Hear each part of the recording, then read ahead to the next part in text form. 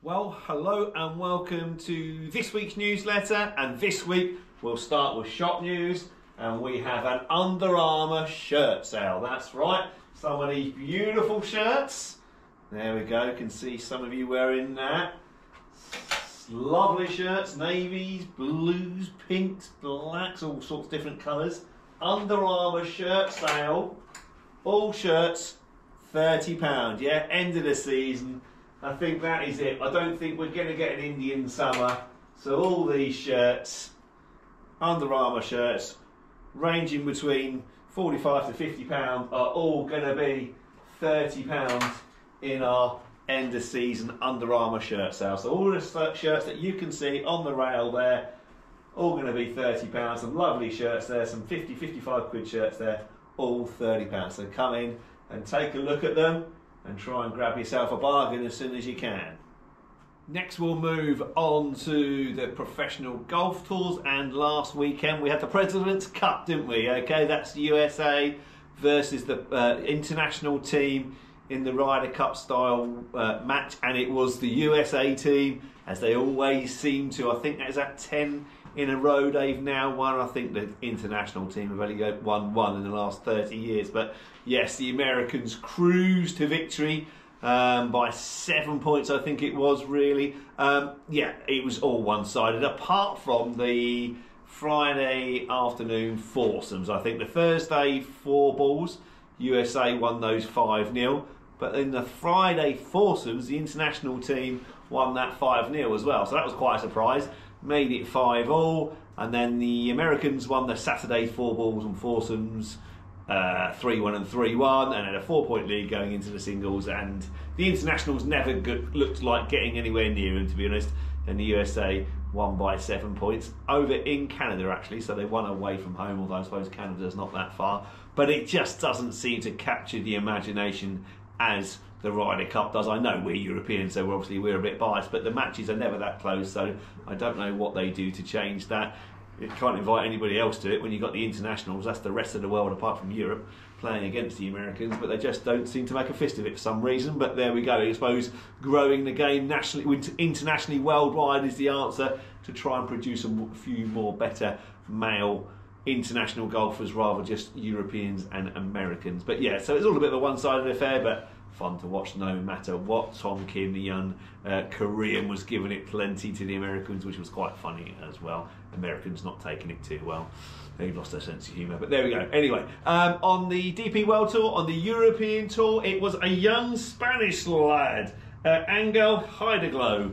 He won in a playoff against John Ram in the Spanish Open. I watched a little bit of it Sunday afternoon. Yeah, and it was amazing. I mean, this young lad, from nowhere really, took on John Rahm, the greatest Spanish golfer since, I don't know, Sergio Garcia or Olazabal or Sevi. He's been absolutely brilliant, isn't he? John Rahm, playing even on the old Live Tour. He's won a few events over there recently as well, so he's in great form. But yeah, he should have won really, John Rahm, but he made a double bogey around the 14th hole, much like he did in the Olympics when he was going well there. And he didn't end up winning, and they got to a playoff, and Angel Heideglo, yeah, he managed to win that. Young Spanish lad, amazing, emotional scenes. Winning your home open is almost a fifth major to people, really, because he's got 4 majors to win. But if you can win your own Open, that is massive.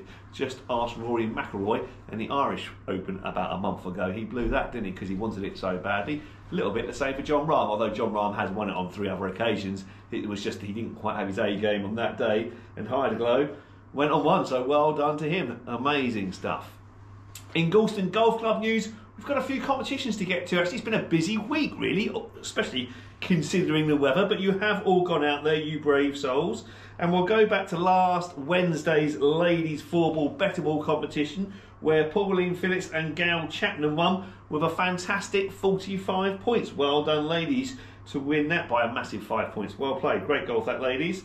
On Thursday, we had the summer midweek final, men's summer midweek final event, where there was a whole load of people tied on 41 points. Nick Studd, Mike Pyrewell, Jordan Page and Graham Holmes all got 41 points, but Nick Studd beat you all on countback. Well done, Nick, to win the final of the summer midweek Staples. Well done to you. Lots of good scoring on there. In fact, I think 36 points would have only got you 15th place. So yeah, it was very good. Well done, everybody. Well played in that. And then on Saturday we had the Platten Trophy, which is a mixed foursomes event where Marie Norman and Andy the Bunker Bachelor won with 39 points. Well done to you two. Well played. Won that by 5 points. Great score there. I say Andy Bachelor. He only threw himself into a bunker yesterday playing in the seniors event. He accidentally hit a button in his bunker. Hit a button on his trolley. Trolley went into bunker. That fell over. He fell over. It was a right mess. If you want to take a look at a photo, it's on Facebook on the Goulston Golf Club page. Take a look at that. But so Andy the Bunker Bachelor, we now call him. But well done to you and Marie for winning the Platten Trophy on Saturday. On Sunday we had a mixed roll-up event where Lewis Reed won with 40 points. Well done, Lewis. Good score on that. Talking of good scores, we had Ben Lucy in second on 39 points, shooting a gross level par. In third place was Chris Duffy with 39 points, playing off one, which means he shot a gross 2 under. Great score, Chris, well done. But also Harvey Baldwin got 39 points as well, but a 15 handicap. Well done, Harvey, brilliant. Okay, so well done, Lewis, for a great 40 points. Well done, Ben and Chris, for shooting level par and under par to you two. Well played. And then yesterday, as I mentioned, we had the Dennis Orton Cup, which was for male golfers over the 55 years. It was horrendous conditions, torrential rain all day, and I'm not so sure how these two fellas have produced the scores they have. Bob Cooper shot 41 points, yes, 41 points in horrendous conditions, and he even doubled the bogey the last in that as well. So well done, Bob Cooper. He won with 41 points, beating John Milne into second, who got 40 points. Either way, both of you, fantastic golf. Well played. And how you did it, I don't really know, but well played. In Pro Captain Challenge news, we had no matches last week. We've got a final match this week against Matt Out and Lee Chapman. Then it is the finals day on the 19th of October. So the start sheet will open this Saturday at 8:30 in the evening, as it always does. You will notice there are already some names down. They are those people that played in the matches against us, but the rest of the start sheet is open to everybody. It's £5 entry per person. All will go back in prize vouchers, so please come and join me on the Pro Captain Challenge Finals Day. Both me and H will love to have you there. It's an 8:30 shotgun start with a big prize giving afterwards. It's normally, dare I say, the biggest prize table of the year, so please put your names down for that. I say the competition opens, the start sheet opens Saturday evening at 8:30 like it normally does. Right, let's have a little tip for the week, shall we? Now, we haven't done this for a long while, to be honest, but with the ground conditions getting wetter, a lot of people were struggling with striking the golf ball. You can no longer get away with hitting the ground first because a big lump of turf comes up, doesn't it? Yeah, okay.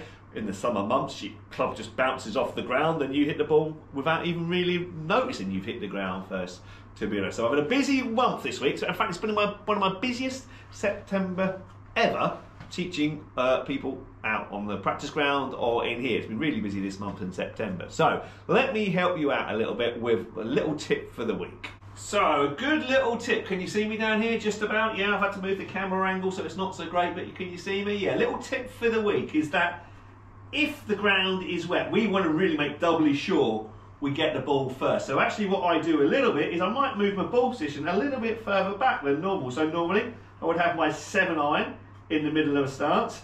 I might just move it back a little bit to make sure I catch the ball first before I hit the ground. So that club is coming down, down, down, down. It's going to hit the ground somewhere around middle, but if I can catch that ball first, I know it's still going to go a good distance, even if I do catch it a little bit clean, okay? It'll also keep the ball flight down a little bit, which will help with the windier conditions as well, yeah? And you can do this with chipping as well. Make sure you've got that ball position back in the stance so you get that ball first. It's not something that we want to over practice because it can lead to a steep delivery.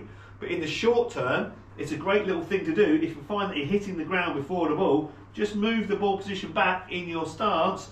You know, if that's middle, I'm just moving it back about an inch or so, and that will just help me make sure I get the ball first before I hit that wet, muddy ground. So I've actually caught that a little bit thin, but at least it's getting up there. At least it's going up there. At least it's getting somewhere close to the green rather than 20 yards in front of me, as it would have been if I hit the ground first. So give that a go. Play around with ball positions.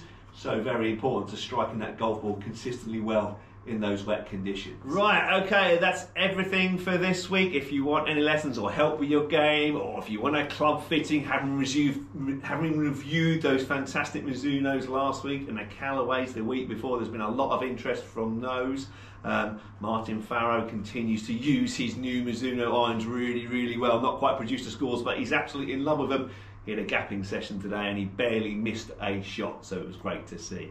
Right, so if you're interested in that, just give me a call, drop us a message, or pop in and see us. Right, that's everything for this week. Thanks very much for watching, and I look forward to seeing you all soon. Take care. Bye-bye.